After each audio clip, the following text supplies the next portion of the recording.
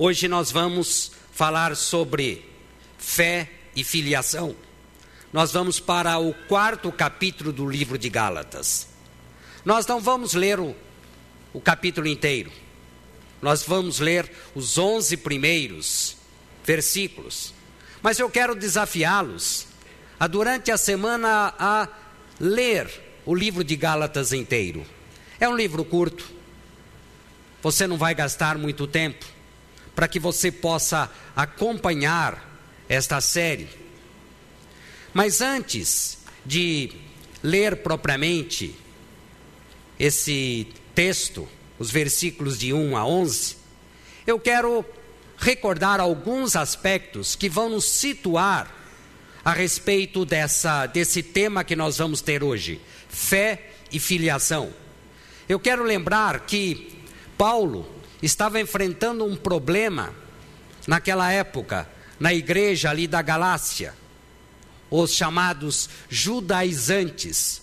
Era um segmento da sociedade que estava corrompendo o verdadeiro evangelho. Era um segmento que dizia que, além da graça que foi obra de Jesus Cristo na cruz, as pessoas necessitavam de circuncisão, do cumprimento de inúmeros rituais para ter acesso à salvação. Em linhas gerais, eles diziam que o homem precisava contribuir para a sua salvação, que era necessário fazer alguma coisa. E quando nós olhamos o livro de Gálatas, vai aparecer inúmeras vezes o termo lei. Então é preciso recordar, o Renato já fez isso e eu quero voltar a essa questão da lei. E quando nós olhamos o 3º capítulo de Gálatas, Paulo, na verdade, faz uma retrospectiva de 2000 anos da história do Antigo Testamento. E ele focaliza a relação que existe entre 3 grandes figuras. A figura de Abraão, a figura de Moisés e Jesus Cristo. Lá no livro de Gênesis, Deus prometeu a Abraão abençoar Abraão e a sua descendência, e todas as famílias da terra por intermédio de Abraão. E em várias passagens nós vemos que os judeus se vangloriavam disso, dizendo: nós somos descendentes de Abraão, portanto já estamos salvos. E nós sabemos que não é bem assim. 645 anos depois, Deus entregou a lei a Moisés, como nós conhecemos como os 10 mandamentos. Para os judaizantes, isso significava que a lei era o meio real de conseguir a salvação espiritual. E é por isso que eles estavam sempre em busca do cumprimento da lei, dos rituais, de guardar dias, meses e anos, como você vai poder ver aí no versículo 10 do 4º capítulo. Mas é preciso também lembrar a função da lei, o propósito da lei. Paulo deixa bem claro que o propósito da lei era abrir os olhos do homem para o pecado e para a sua incapacidade de se aproximar de Deus pelo seu próprio mérito, pelas suas próprias forças. Enfim, a lei foi dada para revelar o pecado e não para removê-lo. Você deve se lembrar do 1º mandamento: amar a Deus sobre todas as coisas. E eu confesso a vocês, quando olho esse 1º mandamento, eu já tropeço. Amar a Deus sobre todas as outras coisas. A lei revela que eu sou incapaz disso. E como eu sou incapaz disso, qual é a minha única forma de me conciliar com Deus? Só pela graça, só pela obra de Jesus Cristo ali na cruz. Hernandes Dias Lopes, ao abordar essa questão, ele traz algumas comparações que eu quero ler para vocês. Ele diz: a lei é como um espelho que mostra a sujeira do nosso rosto, mas não as remove. A lei é como um prumo, aquele do pedreiro, que mostra as irregularidades da nossa vida, mas não tem a capacidade de endireitá-las. A lei é como a luz que mostra o obstáculo do caminho, mostra o obstáculo, mas não pode removê-lo. A lei é como uma tomografia computadorizada que mostra os tumores escondidos em nossas entranhas, mas não tem a capacidade do bisturi para removê-los. A lei é exatamente isso. E o que Paulo estava ensinando? Paulo não era contra a lei. Paulo era contra a má compreensão da lei.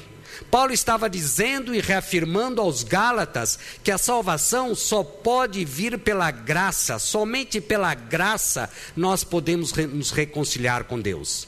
Paulo deixa claro que a lei foi dada para cumprir uma missão, e após tê-la cumprido, retira-se de cena. A lei vigorou até Jesus Cristo, e quando Jesus Cristo chegou, ela encerrou o seu trabalho. E para mostrar tudo isso, Paulo faz duas ilustrações. A primeira aparece lá no 3º capítulo, a partir do versículo 24. Paulo coloca a lei como um aio, ou pedagogo, que eram os escravos, que tinham a função de conduzir as crianças na sua educação, preparava a criança para a maturidade. E Paulo vai dizer que a lei teve essa função de preparar as crianças espirituais para a maturidade, que a lei prepara o homem para ver a sua necessidade de Cristo e por isso conduz a Cristo. Agora no 4º capítulo, que é a nossa matéria, não há propriamente um tema novo. O que Paulo vai fazer agora no 4º capítulo é introduzir uma nova ilustração. E é isso que nós vamos ver desde o versículo 29 do 3º capítulo até o versículo 11 do 4º capítulo. Vamos ao texto de Gálatas para nós percebermos isso. Gálatas 3, o último versículo do capítulo 3º. E se sois de Cristo, também sois descendentes de Abraão e herdeiros segundo a promessa. Digo-vos, pois, que durante o tempo em que o herdeiro é menor, em nada difere de escravo, posto que ele é senhor de tudo, ainda que ele seja senhor de tudo. Mas está sob tutores e curadores até o tempo predeterminado pelo Pai. Assim também nós, quando éramos menores, estávamos servilmente sujeitos aos rudimentos do mundo. Vindo, porém, à plenitude do tempo, Deus enviou seu Filho, nascido de mulher, nascido sob a lei, para resgatar os que estavam sob a lei, a fim de que recebêssemos a adoção de filhos. E porque vós sois filhos, enviou Deus ao nosso coração o Espírito de seu Filho que clama, Abba, Pai. Recordem que Deus enviou o seu Filho.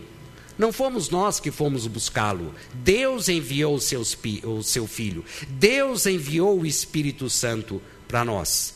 De sorte que já não és escravo, porém filho. E sendo filho, também herdeiro por Deus.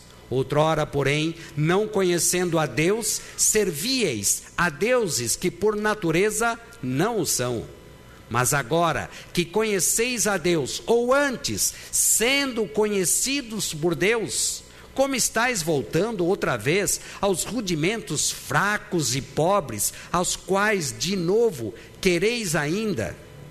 Guardai dias e meses, e tempos e anos.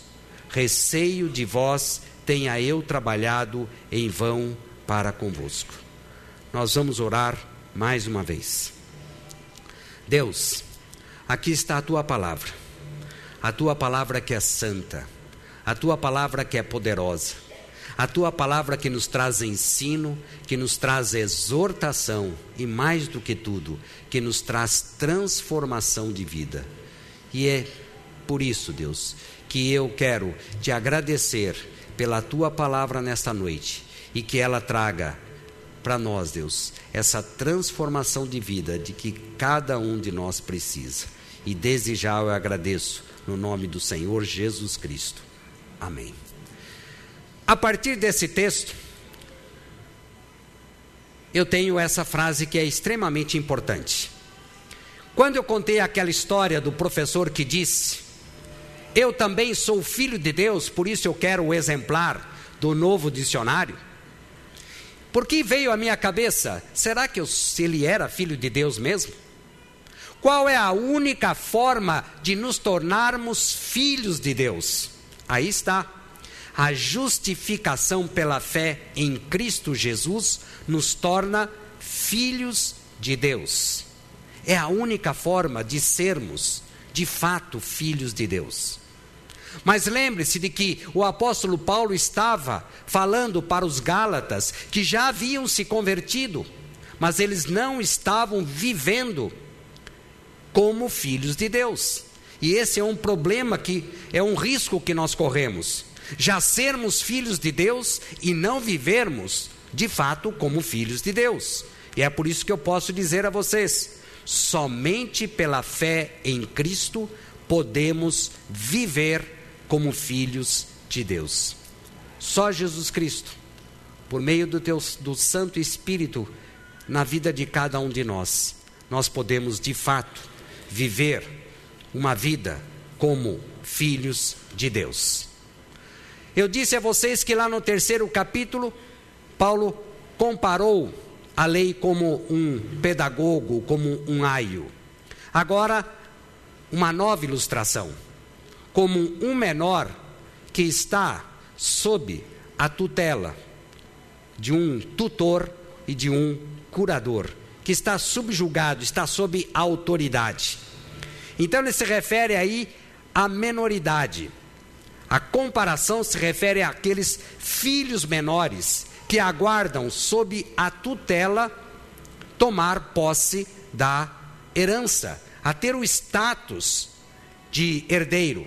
Então é preciso entender bem essa comparação. Primeiro, ele coloca essa sujeição ao tutor e ao curador. E é por isso que ele diz que esse filho que tem direito à herança não difere nada do escravo. Como é que é isso, não diferir nada do escravo?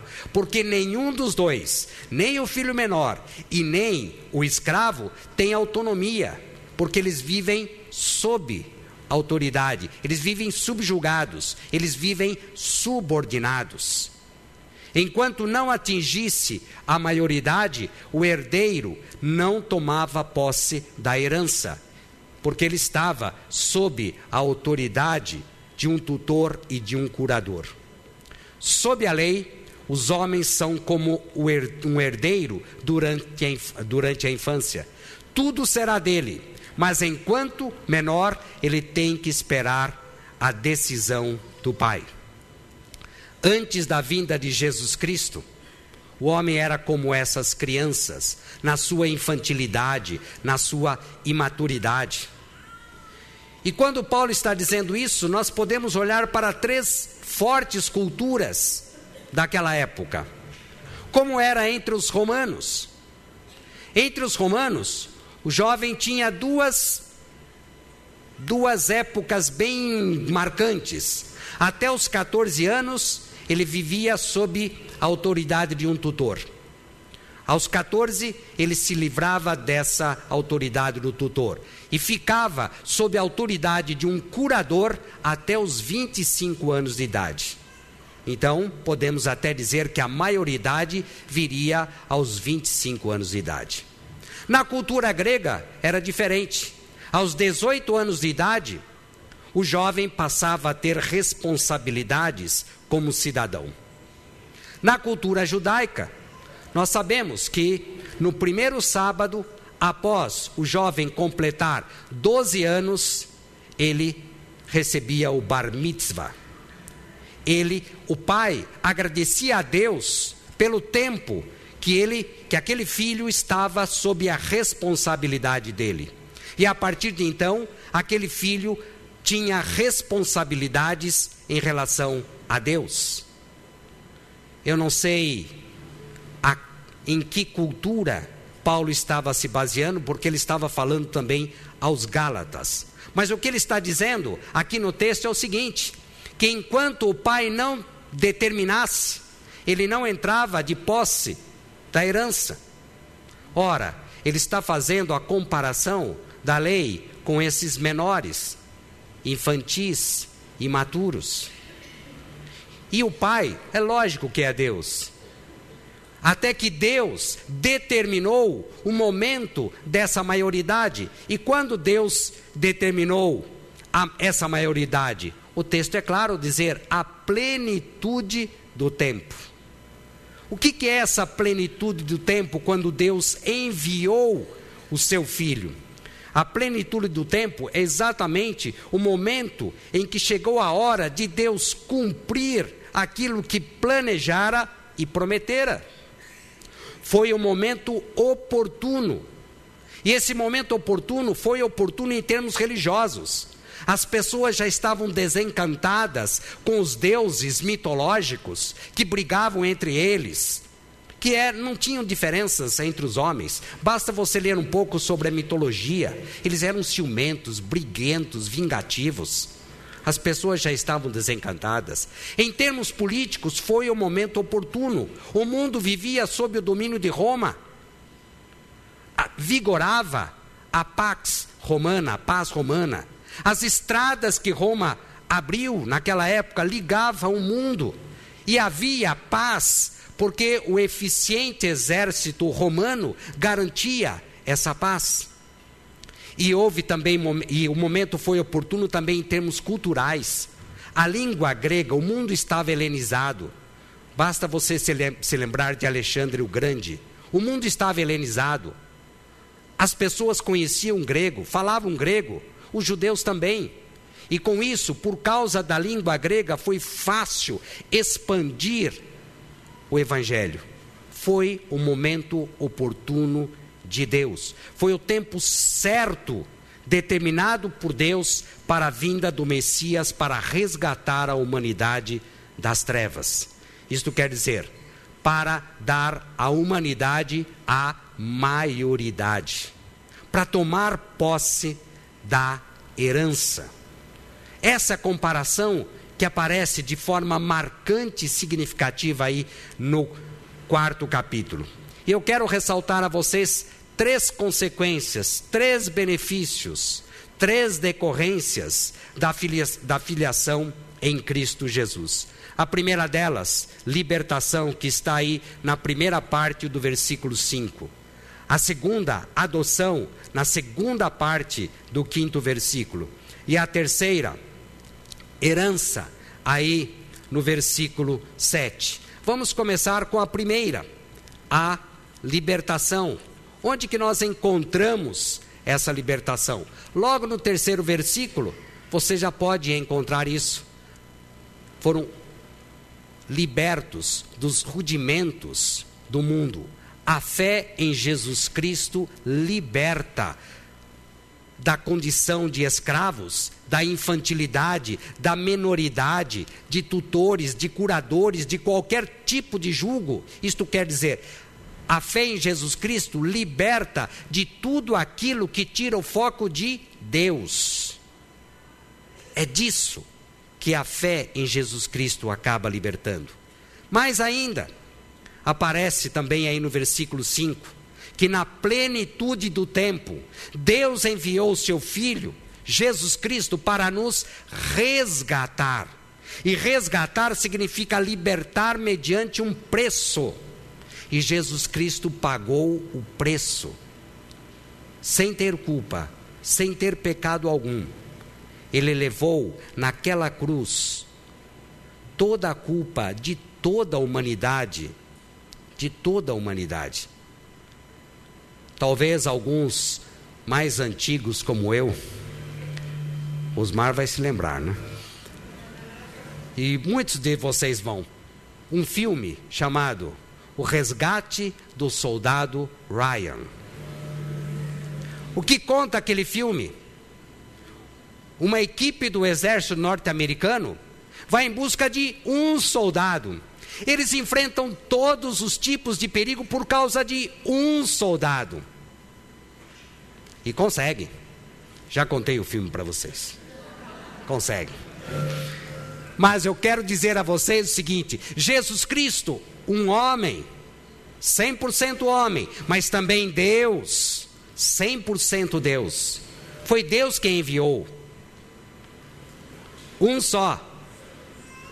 Sofreu todos os perigos, todas as sortes de problemas, enfrentou isso, não para resgatar um soldado Ryan, mas para resgatar a humanidade inteira. E é por isso que nós clamamos esse nome de Jesus. Por isso nós dizemos: Jesus é a alegria de toda a terra, porque Ele resgatou a humanidade. Foi por isso. Resgatou a humanidade. O que Paulo estava querendo dizer, na verdade: vocês são livres de seguirem todos os rituais, todos os preceitos. Cristo liberta de tudo isso por causa desse resgate. Por causa desse resgate. E eu quero dar o exemplo da minha mãe. A minha mãe sempre foi uma pessoa muito piedosa, muito religiosa. Ela tinha, como várias mães que vocês conhecem, todas as tardes, às 6 horas da manhã, ela colocava o copinho de água. Ela fazia isso. Tinha o santinho, tinha a correntinha, tinha uma coisa que poucos de vocês sabem, um escapulário. Tinha isso também. Ela guardava a quaresma. Na quaresma não comia carne. Ela tinha uma Bíblia aberta no Salmo 91.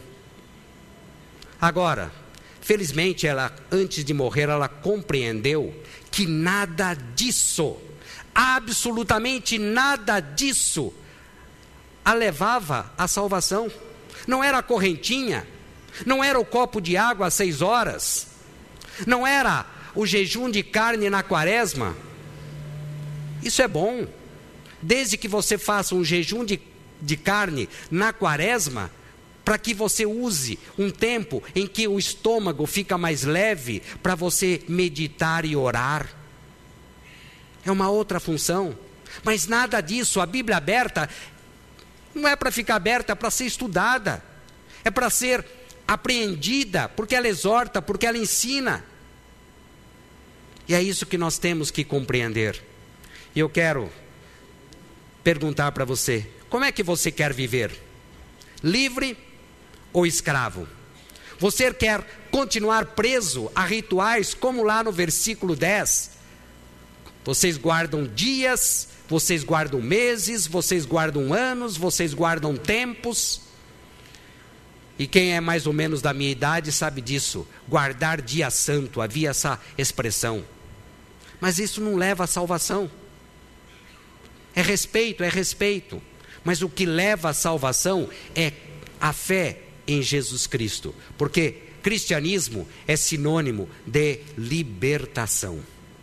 Mas vamos à segundo benefício. Adoção. Isso significa uma nova identidade que nós temos em Jesus. Você viu que o nosso tema é fé e filiação. Se você tem qualquer documento aí com você, especialmente carteira de identidade, vai aparecer ali filiação. Nome do pai e o nome da mãe. Isso aparece em qualquer documento. Mas aqui nós estamos falando de outra carteira de identidade. A carteira de identidade espiritual. O que está escrito ali na sua carteira de identidade espiritual, ali naquele item chamado filiação? Está escrito Filho de Deus. Para estar escrito Filho de Deus, eu gostei desses amém. para estar escrito Filho de Deus, você precisa crer em Jesus Cristo, que é a única forma de você se tornar filho de Deus, não há outra.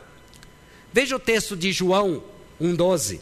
Mas todos quantos o receberam a Jesus, deu-lhes o poder de serem feitos filhos de Deus, a saber, aos que creem no seu nome.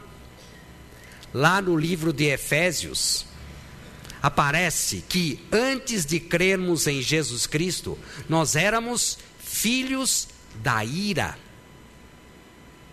O que você quer ser? Filho de Deus ou filho da ira?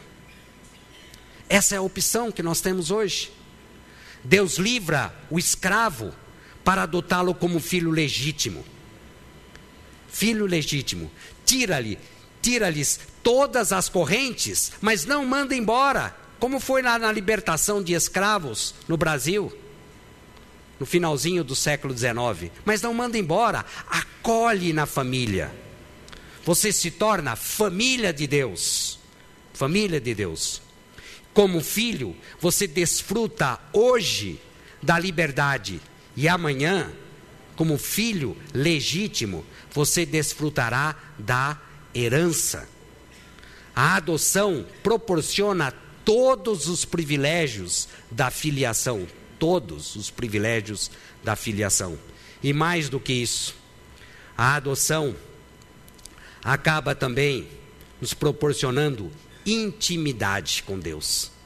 Esse versículo 6, em que aparece a palavra em aramaico, Abá, que significa papaizinho, e há uma reduplicação aí.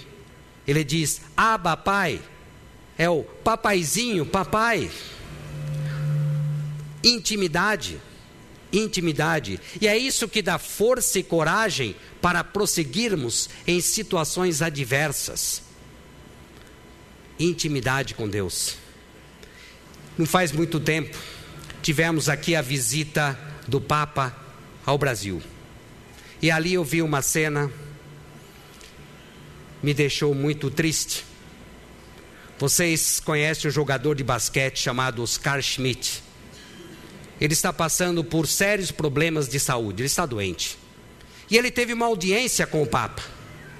E depois que ele saiu da audiência, os repórteres todos chegaram perto dele querendo saber o que eles haviam conversado.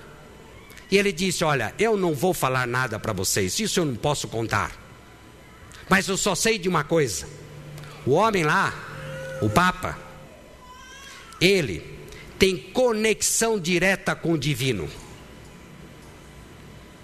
E aí eu pergunto a vocês, é só o Papa que tem conexão direta com o divino? Se você é filho, você tem conexão direta com o divino, com Deus. Você pode chegar a qualquer momento diante de Deus e falar com Ele. Isso é resultado da adoção, essa intimidade com Deus. É evidente que uns têm mais do que outros, mas depende da sua ação no dia a dia, de leitura da palavra e de oração. Temos aqui vários irmãos que estão passando por problemas de saúde. Eu vou até arriscar dizer alguns. Eu sei, a Márcia Gil está passando por sérios problemas de saúde. A Si, mãe da Adriana, passa por problemas de saúde. O seu Stefan Argachoy, conversei hoje com o Celso, ele está sentindo dores terríveis. Eu sei que vocês, minhas duas irmãs, que receberam recentemente aquele diagnóstico de câncer, olha, eu não sei se Deus quer curá-las, eu não sei. Mas de uma coisa eu sei, Deus está com vocês. Deus não vai desamparar vocês que estão sofrendo. Eu sei que há outras pessoas aqui, cujo nome eu não sei, que estão sofrendo, seja por problemas de saúde ou outros problemas. Deus não vai deixar vocês sozinhos. Talvez Deus não queira livrar vocês da tribulação, talvez Deus tenha um outro propósito, eu não sei os desígnios de Deus, mas dessa certeza eu tenho, Deus está com vocês, Deus está na tribulação com vocês, porque Ele é Pai, e você é filho, e é claro, na condição de filhos, nós podemos usar bem ou mal os privilégios que recebemos. O pessoal lá da Galácia, para quem Paulo está mandando a carta, eles estavam usando mal. E a pergunta que eu quero deixar para vocês: qual é a sua filiação? Você é filho de Deus ou filho da sua própria vontade? Filho da sua própria vontade, filho do seu egoísmo, do seu egocentrismo, do seu orgulho, da sua vaidade, da sua busca incessante de status. De quem você quer ser filho? É uma pergunta extremamente importante. Não saiam daqui. E você que já se considera filho, você tem vivido como filho? Tem buscado essa intimidade com o Pai? Não fique achando, porque o presbítero tem mais poder na sua oração. Não é verdade. Você tem tanto poder de orar porque você é filho, para buscar o nosso Deus, o nosso Pai. Busque. Por isso Paulo ensina: orem sem cessar. Leiam a palavra, bebam da palavra. Por isso que nós temos dito aqui: tragam seus filhos aos domingos pela manhã. Tragam seus filhos para estudar a palavra. Venham vocês estudarem a palavra para terem intimidade com o nosso Deus. Mas vamos ao nosso último ponto: a herança. Em Cristo Jesus, somos adotados. E o Átila nos disse que a palavrinha, filhos, adotados, que na verdade é filho legítimo. É como se eu dissesse para os meus 2 filhos, Luiz Felipe e Tiago, que são legítimos, como se eu dissesse: eu vou adotá-los. É isso que Deus está dizendo. Ele já nos considera como filhos legítimos. Ele nos adota como filhos legítimos. E por isso, o filho legítimo tem direito à herança. Veja lá no versículo 29 do 3º capítulo, quando ele disse o seguinte: e se sois de Cristo, também sois descendentes de Abraão e herdeiros segundo a promessa. E lá no versículo 7, de sorte que já não és escravo, porém filhos, e sendo filhos, também herdeiro por Deus. Que herança é essa? Tem muito dinheiro, muitas posses? É muito mais valiosa do que todo o dinheiro e todas as posses que vocês possam imaginar, do que a nossa mente pode imaginar. É muito mais, muito mais. Trata-se de uma nova relação com Deus, que tem o poder milagroso de diminuir a dor, diminuir o sofrimento, acalmar a nossa angústia. Tem esse poder. Trata-se da eternidade. Trata-se, como Paulo diz no final do capítulo 4, da Jerusalém celestial.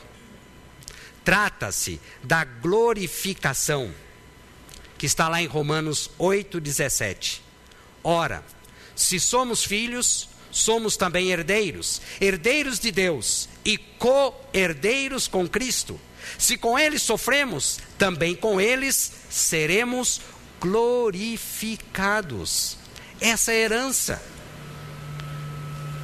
Você que não conhece a Jesus Cristo, você quer sair daqui hoje sem direito a essa herança? E a pergunta que eu quero deixar a você: você deseja ardentemente essa herança? Essa é uma pergunta importante. E você sabe que nós temos aqui toda a nossa tela. Aqui tem, ela está lá escondida. O pessoal daqui talvez hoje esteja vendo, o pessoal daqui não vê a plantinha. Ela está aqui. Assim, O que tem a ver essa planta com vocês, comigo?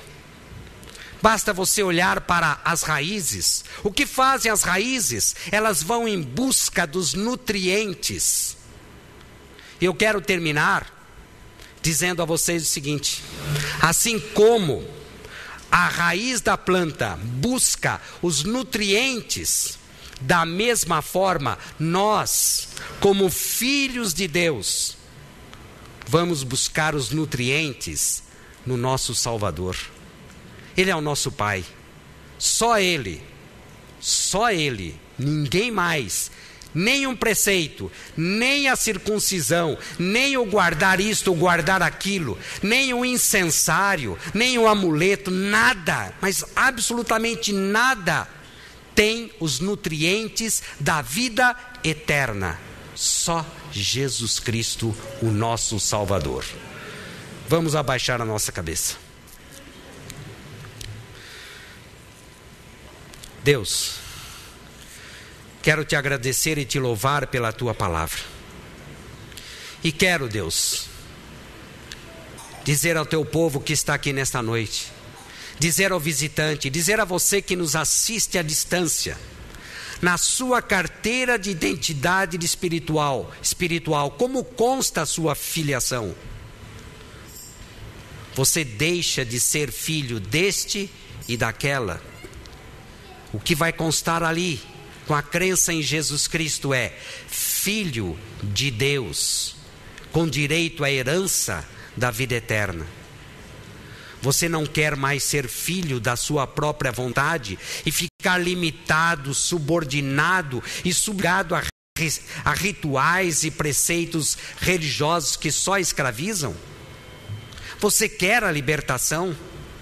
Creia que só Jesus Cristo, por causa daquela cruz em que Ele morreu para pagar pelos nossos pecados, só por Ele você pode ser considerado filho de Deus.